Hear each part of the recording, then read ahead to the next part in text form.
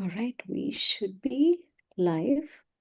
Let me Great. just refresh my screen. Okay, yeah. So we are Awesome. live, but we will start a conversation in about 3 minutes. But Sounds good. Okay, perfect. So yeah, I'm It glad that went well. went smoothly. Yes, it did. Yeah, but no, I mean, I am definitely going to steal your idea. I think, see, I have already learned something before we have even started the conversation. Yes, you can't just completely eliminate things because then you're always dreaming and craving about them. So just Yeah, that is easing so into true. it. Yeah. And I've Okay. noticed, because I've been doing this for almost 5 years now, I've noticed my craving for sweet food has gone down Mm-hmm. That's naturally. super Yeah. interesting. Okay. I know that I had once tried it and it worked, but then, when the craving came back, it came back stronger. Hmm. So But so I you can you you completely eliminated it. Yes, I did Hmm. Hmm. for a few months. But then it was just like, it just went whoop. Yeah. Yeah. So I So you can, have to you have to find something that's going to last and you're going to sustain through that process, right? So yeah, Mhm. this Yeah, has worked well for me. I'm very happy. that makes a lot of sense. That makes a lot of sense. Huh. Try, I watch out. think, Yeah, yeah, go go ahead. ahead. Oh, I was about to say that that's sort of like uh trans you can basically use that logic for almost everything. Yeah. Like, consistency. Anything that Consistent. goes in extremes can be difficult Yeah, to maintain. absolutely. I think our diet represents that, right? Because you don't want to go through just these small periods and outbursts. Those are good for some time, but you want to sustain and maintain. So you have to find a formula that works for you. Mm-hmm. I'm Yeah. so careful. I actually read all the packaging, like any form of sugar. Mm-hmm. Like any form of sugar, then I won't touch that. Super interesting. Okay. It's again, it falls under that thing of practice, right? I mean, because You you've can been start 2 days a week. You don't have to mm, go Monday through Friday again. yeah, yeah. Starting small. I mean, I Starting think small. that's such a great thing to, lead into our conversation, starting small, because almost any new thing that you want to do can seem so big and intimidating, True. and you can like sort of lose track of that first step that you need to take. So, yeah, I think that's a great point that Mm-hmm. that is leading us into this conversation where we're going to be talking about Great. basically making a career comeback or a career switch, Mm-hmm. um, which can be, I think, one of the most intimidating things to do. Mm-hmm. True. True. Yeah. It's a problem solving technique that actually is taken in computer science. Hmm. You don't always imagine the final step. You always have to think of the next step and always think about the optimal solution rather than the Hmm. best solution. Hmm. Absolutely. And with that, it is 6 o'clock, so Okay. we are on time. Right. Yeah. Hello, everyone. Welcome to the latest episode of Chai and Chat. I am Prachi Singh, the audience engagement editor at India Currents. And today I'm joined by Swati Vora to talk about how women can re enter workforce and rewrite their story with confidence and clarity. Thank you, Swati, for taking the time to be here on the show where people can ask you in real time questions about their career comeback. Thank you, Prachi. Thank you, India Currents. Thank you all those who have taken actually time this evening and joined us. I'm really glad to be here because this is also my journey. I was a database scientist, took a career break, tried to go back into workforce, and I found it challenging. And what I realized was it was not challenging because there are technical uh, abilities that we question, but it's really the lack of confidence that really comes up. Mhm. So now I have turned the page. I went back to work in the tech area, pivoted myself to run this program, Return Eyes. So anything and everything is possible if you do it in a structured manner. So I'm really, really happy to be here, share my experiences with everyone over here. Absolutely. So before we begin, I would like to go over some housekeeping. To everyone in the audience, please introduce yourself in the comment section. We love seeing where you're joining from. We want you to participate in this conversation. So please put your questions, comments in the chat, and we'll try to get to as many as we can. And we will be keeping a track of all your questions. There could be slight delays in us getting to your questions, so please be patient. Please also keep your comments respectful and on topic. We want this space to be a positive one for all of us. Don't forget to hit that heart button if you're enjoying the conversation. We'll be going on for about 45 minutes, so settle in. Hope your chai is warm, and let's get started. It's right here. All right, Swati. So before we get into the questions, let's put this conversation in context. Okay. Why the need for this chat? What are the barriers, cultural or internal, unique for women when it comes to career gaps and re-entering workforce? I think that's the foundational question. So let me just elaborate a little bit on this question so that it sets the ground for the conversation that we're going to have. See, we perform a lot of different roles in our life.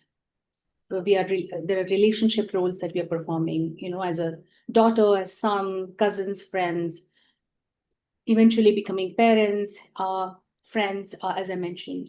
And these relationship roles continue all through our lives.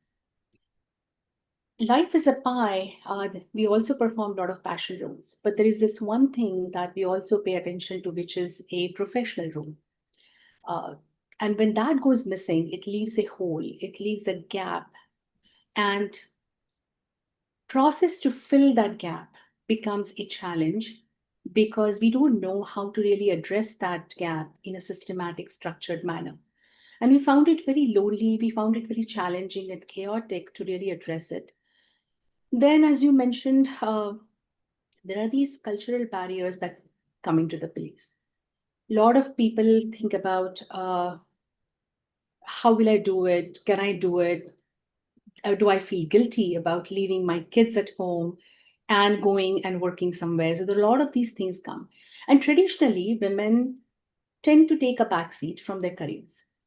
So that is not a barrier. The barrier is actually that after that, the way we try to address this gap, we don't do it systematically. We put ourselves at the bottom of the totem pole and we say, okay, I'm going to do everything for my family, for my children. Let them do it first. And then when I find time, I will address this journey to get back to the workforce. And that tomorrow sometimes never comes. And even if it comes, it doesn't come systematically. So the journey unnecessarily becomes very prolonged. I think that is the biggest barrier. So it is really, we have to, I think the barrier is that we don't address the self-care part of it. And this internal discipline to prioritize our needs to some extent. Yeah, I think the biggest point that you made, I'll do this when I get the time. And I think that is such a big thing when it comes to women, right? Like it's so easy to deprioritize the needs, like you mentioned, or put everybody else's needs above ours a lot of the time. Thank you, Swati, for that context and background for this whole conversation. I want to thank all of the people who registered and sent in their questions. These are great questions that we are in for. So let's just get started. The first question, and it's the biggest one, basically, I have like 6 questions under it, but this is how do I restart my career? How do I get back to work? And let me read out a few of the comments that people have sent in, sharing some of their experiences. For example, somebody said they have 8 years of experience in operations and program management, but they have had a 10-year career break, and now they want to return, but they're not getting opportunities. Somebody has had a 4-year career break, but wants to rejoin soon. Somebody else is returning after a decade-long career break. During this time, they have completed internships and volunteer work. So how can they position themselves to re-enter their field and present their experience confidently? Somebody was into project management 22 years back, and how do I get back to work? I have 7+ years of experience in clinical research domain, career gap of 15 years, started working in an elementary school this year, but their passion still lies in clinical research domain. how do I get back to work? I have been out of workforce for over 2 years, and the idea of returning feels daunting. They have been dealing with some personal challenges and has made the process even more overwhelming. They're trying to figure out how to explain this employment gap professionally without getting too much into personal detail. I want you to hold off on explaining the gap part of this question because there are more questions around that. So we'll keep that as a follow-up. But just, that first step, how do I start? How do I start again? Uh, yes, I hear all the comments. I hear what women are talking about. So let's take a step back, right? Uh, what we are trying to do here is we have a very solid past, all of us. All these women who described, they have not only past experience, but they also have personal experiences, education. It's a solid, well-defined thing already. On the other side is a big question mark of what shall I do next career-wise? And honestly, this can be applied to any problem solving, but let's talk in this context about career, right? So I have a well-defined past, there is an undefined future.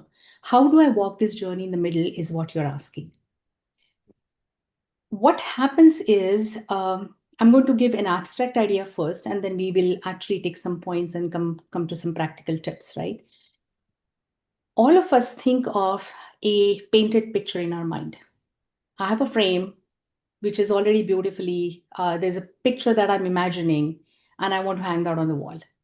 I put that in my mind first, and I say, okay, let me walk towards it.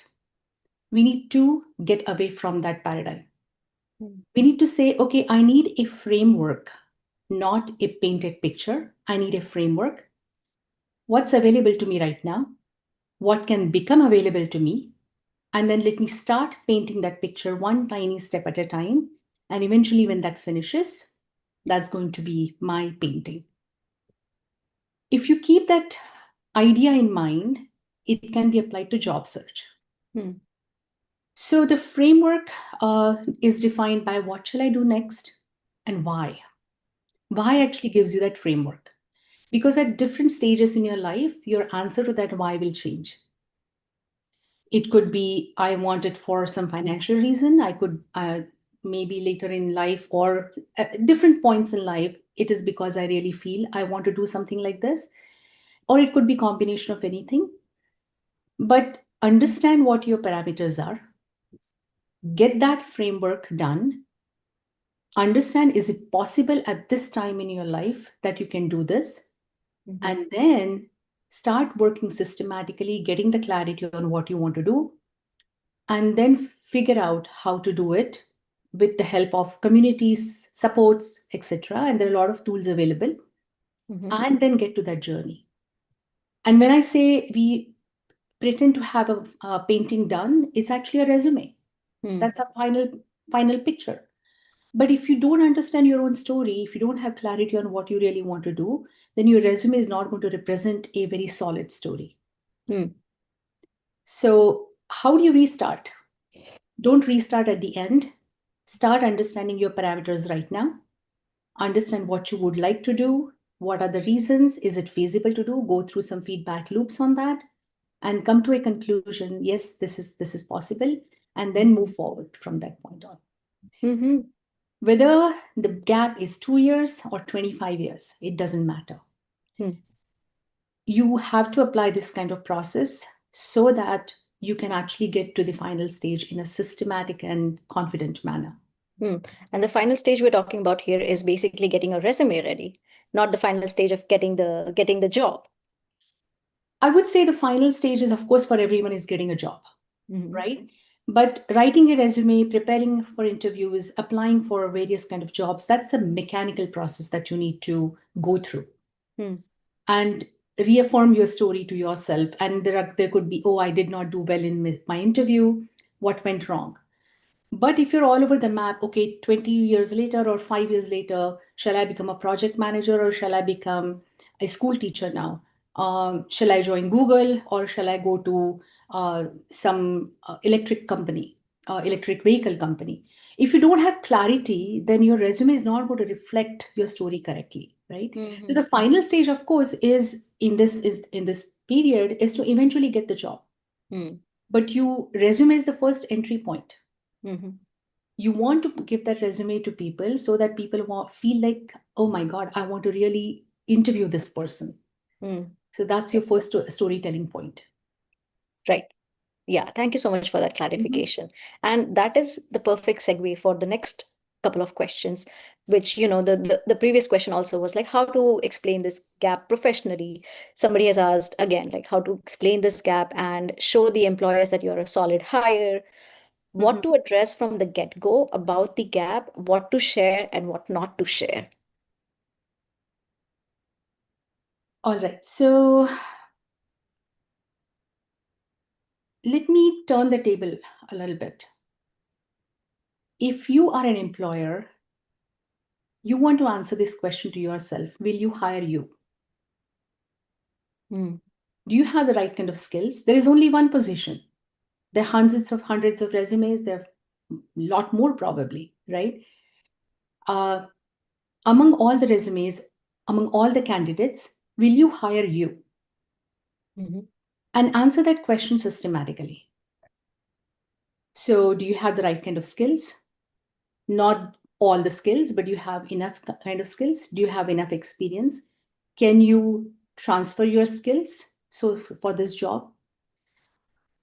If you can convince yourself that, yeah, you know what, if I interview myself for this job, if I spend energy and time reading this resume for this job, my resume, I'll hire this person.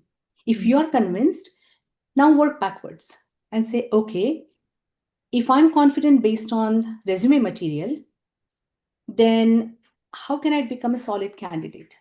Can I tell my story in a correct manner? Can I share the right amount of information and the important information for this job? I think that's where a lot of women really don't do a great job, Mm. because we are an entire book. We have to represent a chapter which is really important for that particular job. Mm-hmm. So how can we do that? So work on that part. If you're basically missing some set of skills that are critical for this job, then work on those. So Mm-hmm. you will be a solid hire if you can hire yourself for that job. If you think in those terms, then the journey becomes lot more structured. Mm-hmm. And the other piece of advice I always give to a lot of women is, look at your journey, look at your resume, look at your answers as if you are viewing your friend.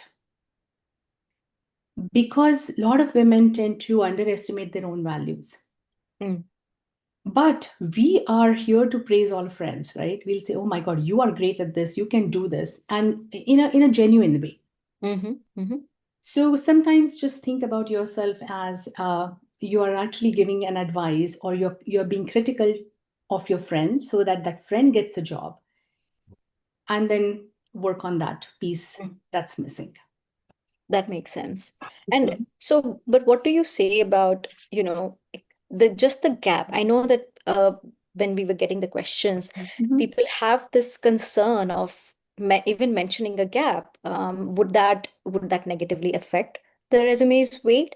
And then again, when they are sharing that, even in the resume or even during the interview process, when the question comes around that, why were you off work for these many years? How do they explain that? Well, first of all, the focus should not be the gap. Hmm, Focus should be the preparation that you did during that gap to get to this point. that's an interesting framing, a thought Yeah, framing. that's very important, right? Mhm, Just we take gap because, as I mentioned earlier, we are performing variety of roles. Our mhm, life demands to take time away from professional work sometimes, because we need to address some of the priorities in our personal life. It's mhm, work-life balance, and if that is required, then we do that project taking care of family matters. And now here we are, because that project is done, here we are back to resuming this project. So mhm, don't focus on gap, don't lead with the gap, lead with the preparation mhm, to come back to the workforce. mhm, And to that point, See, we often think about gap, how do I get a job in terms of technical skills. And trust me, even if you are working currently, technology is going past you with 100 miles an hour. So you can't remain uh, abreast all the time with technology. You Mm-hmm. have to do this catching up game, right? So 5 years later, of course, it feels like, oh my God, is this Latin, Greek? What am I? Where am I? Right? Mm-hmm. Technology you can pick up. Spend 2 weeks, 2 months, 6 months. You can pick up whatever is needed. Mm-hmm. Along with technical skills, there is another side of it, which is soft skills. Soft skills we cultivate through our life. Mm-hmm. Leadership skills, collaboration skills, communication skills, so many more things, right? These are not taught in a technical book. Mm-hmm. You can pick up a C++ language, JavaScript language, and work on it. So a gap hasn't stopped you from collecting your soft skills. Mm-hmm. In fact, you probably have honed them better. Mm-hmm. It's the presenting of it all. Is the presenting of it all, and that's where storytelling comes to the forefront. Mm-hmm. Hmm. Can you actually elaborate a little bit on that storytelling aspect? I'm going to pause from the questions, but just because you mentioned it now, just elaborate a little bit on that storytelling aspect. I think I'm going to give you an example. Okay. Suppose you're hiring a nanny for your little child, and 3 resumes come to you. And the first woman comes and says, oh my God, I'm a great nanny. I've been taking care of these children for 2, 3 years. I really love children. And by the way, tomorrow I'm going to climb Kilimanjaro. I just came back from Everest Base Camp. And then next week I'm going to go and do some deep dive. I also run some marathons. Give me the job. The second woman comes and says, I love kids. I'm a great nanny. But sometimes I'm a little bit afraid of cultural differences. That makes me nervous. But I really love taking care of children. Give me that job. The third woman comes and says, I love kids. I've taken care of also my little brother. I love the cultural nuances. I love to learn new foods, telling them stories.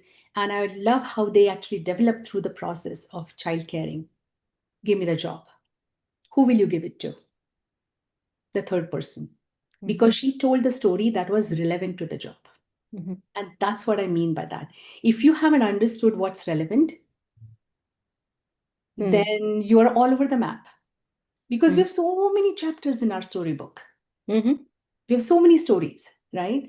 You have to pick a story that's relevant to the job and convince the listener that you are bringing some value to the table through your storytelling. And that's what I'm not talking about acting here. I'm talking Mm-hmm. about the relevant part of your story.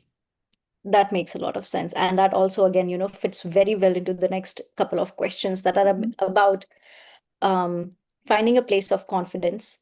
So one of the question is, how do we make sure that women re-enter the workforce from Mhm. place of confidence and choice rather than inadequacy? How to boost your confidence and tell yourself that you are still capable of taking the responsibilities as you had done in the past. So we have been talking about telling the stories to somebody else to make yourself seem as or to make somebody else trust that you are a solid hire. But how do you even begin telling yourself that? So there were a couple of questions in this. Let's talk about the first part, that how do you uh, enter with confidence rather than the feeling of inadequacy, right? So let's be practical. Are you feeling, you have to ask this yourself, right? Are you feeling inadequate because you lack skills for the job? Do you lack education? Do you lack experience, or a combination thereof? Uh, and if that is really the case, and if job really demands it, then let's sort that out. Hmm. But if you have enough amount of skills, if you have enough amount of experience, or if you have people around you who can tell others that she is a quick learner and she will pick up the right skills and pick up the experience and she'll be productive in 2 weeks or 2 months. If you have that setup ready, then the confidence is lacking because we haven't taken that step yet. Hmm. And I talked about that big frame, and we're imagining a perfect job where we are actually high flying right now. But no, maybe start small. Maybe start volunteering in the field and test some waters. Can you do that? Have public conversations. See, very often what happens to women when they move away from professional world is they also stop talking to adults in a professional manner. Hmm. And when that happens, they lose the capacity to communicate with the intellectual arena in that intellectual arena. Hmm. A lot of conversations turn to be around emotional front, but not on the intellectual front. And I'm not saying, I'm not doubting anybody's intellect here. I'm just Mhm. saying that they start weakening on that front because they focus on the emotional front of it. Hmm. So start small. You can start doing some volunteering projects. You can start leading with some roles in parent teacher organizations. There are a variety of ways you can do that. So confidence doesn't come first. It's the evidence that comes first. Hmm. And evidence can come from small projects, big projects, anywhere. I wish Mhm. I could give a pill to everybody and say, here, take it and you'll be confident. No. Mhm. But you have to work on that. But of course, the bottom line is you have to be ready. You have to be prepared with the right kind of skills, right kind of education if you Mhm. want a particular kind of job. Mhm. Does that answer the question? Absolutely, Hmm? absolutely. Um, so moving on to the next couple of questions, these are about, turning around your careers. So people have said that they want to change the career path. How should they Mhm. start? And then the second part of this is also building credibility when you are making a career pivot. Yeah. So when you're trying to pivot a career, I would say uh, focus on three things. You have a professional experience already. I'm assuming that you're already uh, professionally working. Mhm. You just want to switch your path, right? So I think there are two parts to this again. One was how do you pivot? How do you make a career change? And the second is how do you actually prove your credibility? Mhm. So let's talk about the first part, right? If you want to make that career change, if you want to make a pivot, understand, well, do you have a plan, first of all, what you want to pivot to? If you don't have that, work on that aspect of it. Why do you want to do that, right? Why do you want to switch from this to that? Make sure that you understand your parameters, that whatever you're pivoting to, your life parameters actually align with what you want to pivot to. Mhm. So, for example, maybe your childhood dream, maybe your lifelong dream is to become a pilot. But if you are a prime parent in the house, and if you have a young child where you have to be home every evening for that child, then maybe becoming a pilot and pivoting to that career may not work at this stage in your life. I'm just giving this as an example, but understand what your life's parameters are and is if the pivoting is possible. Once that Mhm. is done, understand even if you pivot to that work, will the reasons for leaving this particular career or this past career and going there, what are your reasons? And will the new career also present the same roadblocks that you are facing here? Mhm. So are you trying to run away from something that is not going to get fixed, or are there some other reasons? So understand why you are actually making that pivot. uh, Mhm. get that clarity. That is a pivot part, right? Again, it's similar to this. You have a well-defined past, which is your current job, question mark on the other side, the journey in the middle, take it in a structured manner. Mhm.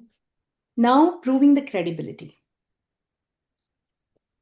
Again, for the credibility, depending on also the work, so this is going to be slightly generic answer, but I think the first thing is you have to prove that in that next environment, you actually have done similar projects, similar samples, small work projects that you can either that are directly related or that can be transferred in some sense through the Mhm. experience, right? So that proof is very important. Mhm. If you can line up people around you who can vouch for your credibility, because hey, you are a quick learner, you are a great leader, you're a great communicator, you'll pick up those technical skills in a jiffy. Do you have people who matter in that new job? Think about those. Mm. And then again, it comes back to storytelling, but position yourself in such a way that you can really tell why you can do the next thing in a Mhm. small but steady step. Mhm.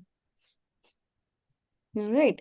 Mhm. And the next question is, I know Mhm. something that you are excited to talk about because Okay. we were talking about it the last time we met. Does age matter? Yes, age matters. Okay. Um, but to whom is the question that you have to answer. Does it matter to you? Right?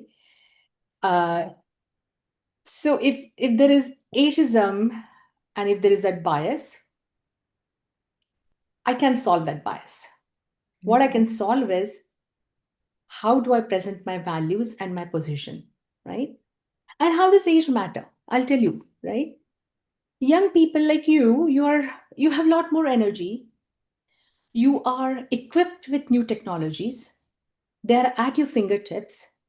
But as you're matured in the professional career, you bring that maturity and wisdom Mhm. because you have seen a life cycle of a project.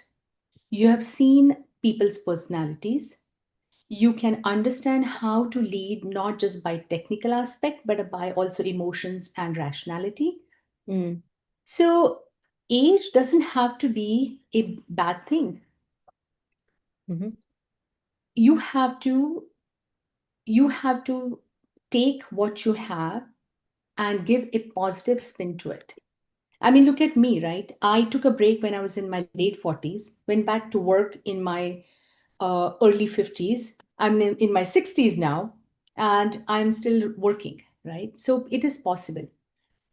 There are some minor, I mean, some really technical things that I'll just, since we're on this topic, I'll mention that just make sure of a few things that are relevant today, right? For example, in your resume, uh, at least have an email that is a professional sounding email. For example, swati.vora@gmail.com rather than swati.vora at say maybe aol.com.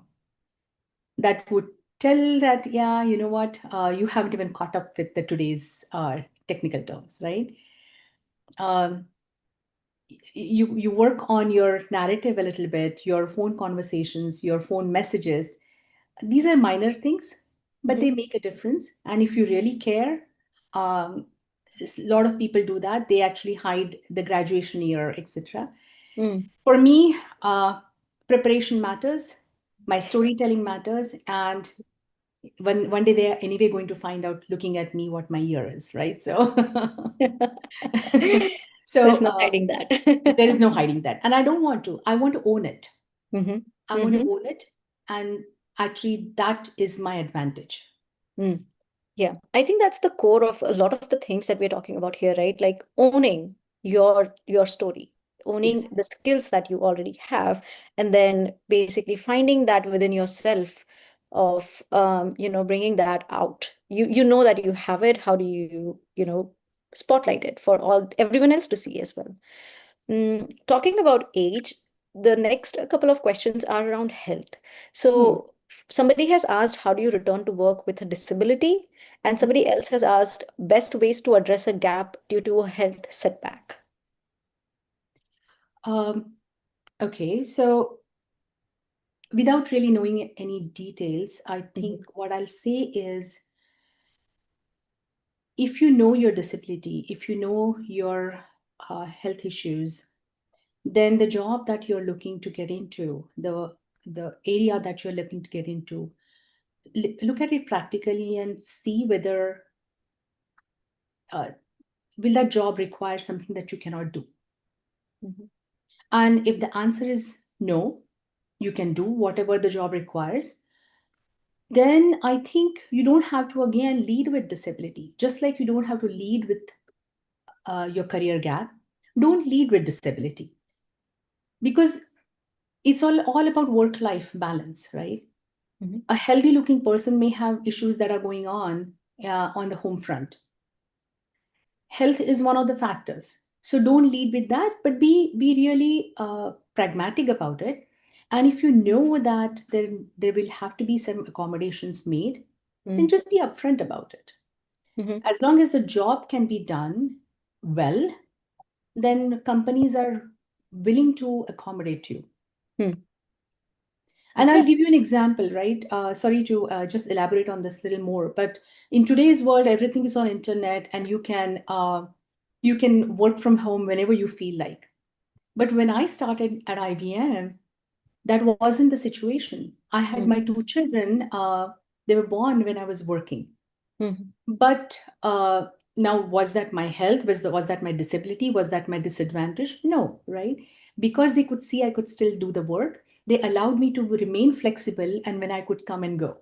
Mm. So they could accommodate my needs. Mm. Right. Interesting. So it's basically, again, a little bit technical in the front that you figure out, first of all, what kind of job you're applying to, Yeah. what kind of company it is, and will you get accommodations if you need it, and True. then being upfront about it. Yeah. Yeah. So we were talking about a little bit about technology beforehand. So a few of the questions next, we can't go about having conversations these days without AI coming up in it. So our next couple of questions are basically how to find a job in this world of AI and technology, what skills and projects to upskill in this fast-pacing changes that are happening throughout. I get that a lot. I get that a lot these days, right? Mm-hmm. And by the way, we have been we have been always deer in the light kind of situation all along with technology. Mm-hmm. Once upon a time, when I was doing COBOL programming, there were these JavaScripts coming along, and then there was this internet that was coming along. AI is a fascinating story. It's exploding, and Right. everybody's talking about it. So you have, well, you can't escape AI. However, what kind of job are you looking to do in with respect to AI? AI is a very umbrella term. Mm. Are you looking to do a core research in AI?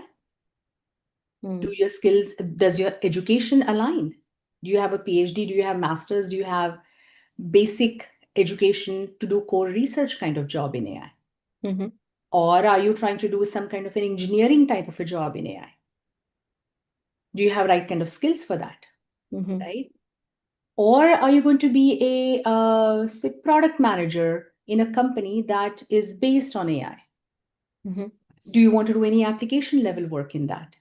Or do you just want to augment your work with some AI? There are different layers of using AI. So you have to understand where you are. Now, if you're coming back after a long break, uh, maybe I'm just assuming, and I could be totally wrong, but if you are thinking from the perspective of augmenting your work with AI, you have to run ahead and actually adapt to that very quickly. Mm. Because what AI is going to do for you is it's a fantastic tool. Use it so that you can do your work in a much faster, in a much in a better way. Mm-hmm. And I'll give you an example again for that. Creating a project deck or slides. If you know what your talking points are, Mm-hmm. then you can actually provide those to your some kind of AI machine, Claude or ChatGPT or Gemini, and they will create a presentation with all sorts of slides and better fonts and colors and images. That doesn't take your thinking away. So you want to augment and you have to adapt. So yes, understand what you. It's a very generic question in some sense, and that's why I want people to understand that what do you want to do in AI. Mm-hmm. That is very important.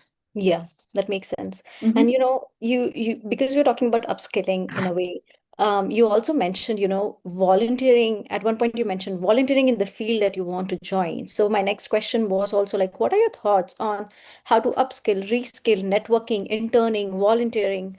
How do you suggest women go about these things? That's a very good question. And so let's only talk about upskilling. Hmm. Okay, and then I'll come back to volunteering. And then actually I think there are three separate topics: upskilling, volunteering, and networking. Okay, so Hmm. let's talk about upskilling first. In today's world, what happens is from a $2 Udemy, $20 Udemy course to 2000 or even $20,000 boot camp, from a 2 weeks Coursera course to 2 year college course. You can keep upskilling for lifetime. There's everything available on internet. Mm-hmm. Where do you stop? That's the question, right? And therefore, what do you want to do next? It becomes extremely important. Mm-hmm. Do I want to, after my career break, do I want to become a teacher? Do I want to become a landscape designer? Do I want to become a database scientist? Understand, get clarity on what you want to become and why, and spend time on that, which is the foundation of your journey, that journey that I talked about in the middle. Mm-hmm. Once you get the clarity, then you say, and clarity not just emotionally, but based on data, by the way. Mm-hmm.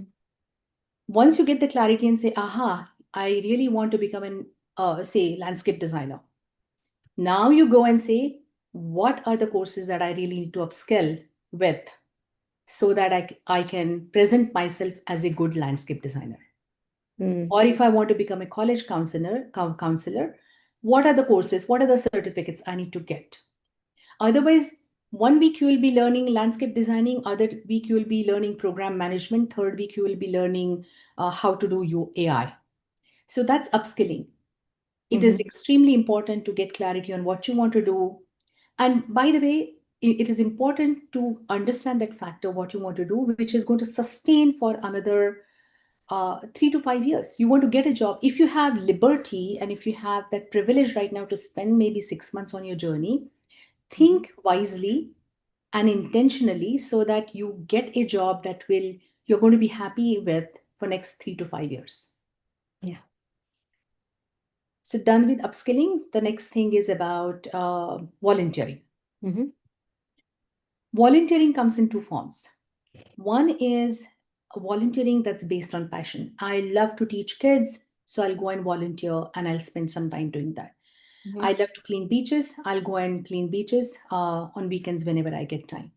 That's volunteering from heart. Mm-hmm. All volunteering organizations are basically companies. So they have a company structure. They have finance department, they have HR department, they have IT department. So the second part is the strategic volunteering. Now, Mm. if you know you want to be in a particular area, then look for volunteering organizations where you can volunteer strategically. Mm-hmm. And if you do that, you're automatically also building up your experience, Mm. right? Mm-hmm. Now, the third part is networking. And I tell all my women and anybody who is looking for a job, you are almost not going to get a job by applying on Monsters and Indeed and on LinkedIn job profiles. Because there are way too many people applying for those jobs who are currently employed. There Mm. is a better chance of getting a job if you actually network well. Mm. Now, networking for most of us is a monster. We Mm. hate networking, Yeah. right? And, Mm. and I belong to that category. Oh, same. Yeah. So, how do you network then? You Mm-hmm. network again with an intention and strategically. Mm-hmm. So, if you just decide to go and attend some conferences and are in a crowd of 500 people, you don't know what to talk to people about if you don't understand what you want to ask them about. Mm-hmm. So you want to prepare going before going into the networking event, whether it's one-on-one or a crowd. Why? What do you want to tell them? and what do you want to get out of it. Mm-hmm. So you want to network strategically. Mm-hmm. So volunteering, strategic networking, and upskilling based on clarity. That's my answer. That's a very comprehensive answer, Swati. Thank you so much. So we almost are at time, but I want to end by asking you one rapid fire question. Okay. What is one sentence women should stop telling themselves? One sentence they should stop telling themselves.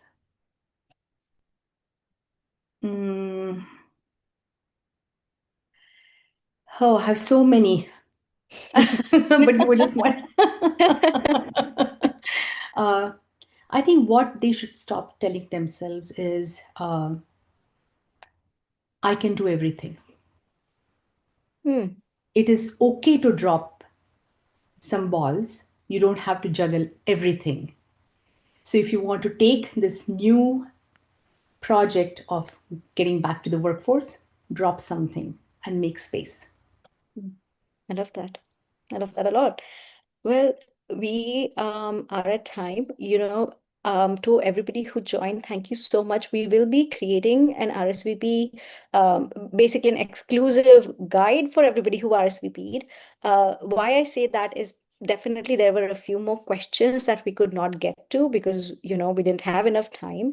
But we want to answer those questions, and we will be doing that in that resource guide. So everybody who sent in their email addresses, you should expect to get that very soon. I want to thank you, Swati, for being here. I truly believe conversations like these strengthen our community. And I want to thank all of our audience for joining, for your questions, for giving us time from your day. If this conversation resonated with you, please consider sharing the show in your network. We do these monthly, so let us know what other topics you want us to chat about in the comment section or on our website. Link is in the description below. Until next time, this was Prachi from India Currents with our Chai and Chat.